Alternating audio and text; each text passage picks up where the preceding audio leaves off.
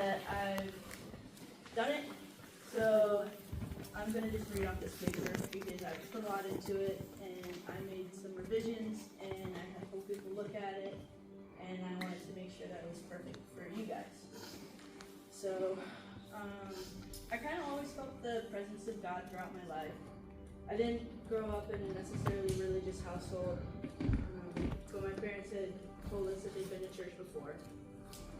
My family never really talked about God.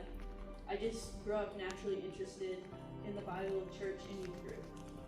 I just remember one time I was reading the Bible. It was my dad's Bible, and I was in my room with the door shut. My dad knocked on the door, and he came in, and I quickly covered it up because it was his Bible, and I thought I was getting in trouble for taking it. And then guess what I was doing? And I showed him, and he goes, "Never be ashamed to read the Bible." And that stuck with me.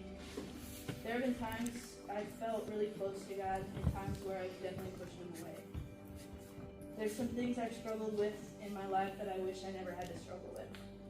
But ultimately, I know my trials are pruning me to become the person I'm meant to be. When I retired in 2016, I went through one of the hardest seasons of my life. I felt lost. Wrestling was one of my only passions, and I placed a lot of my identity in it. So when I got a call from a coach in December of 2018 saying he thought that I could be a 2020 Olympic champion, it got my heart stirring. I knew I hadn't been living the life of a champion, so it took me a couple months to decide if it was even possible for me to do. Even if you are doing everything right, sometimes it just doesn't work out. I was walking my dog one night and was asking God if I should even think about this opportunity. And I had never heard God speak to me before. But over my shoulder, I heard in my head, I wouldn't have given you the opportunity.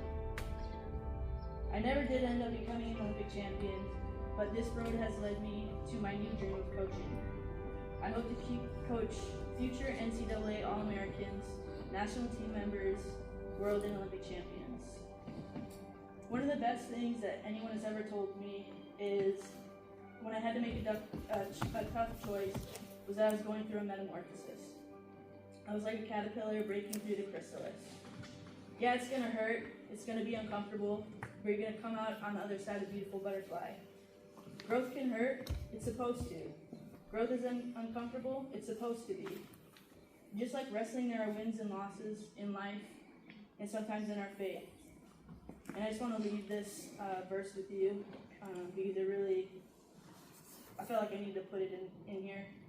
John 15:2, he cuts off every branch in me that bears no fruit, while every branch that does bear fruit, he prunes so that it will be even more fruitful.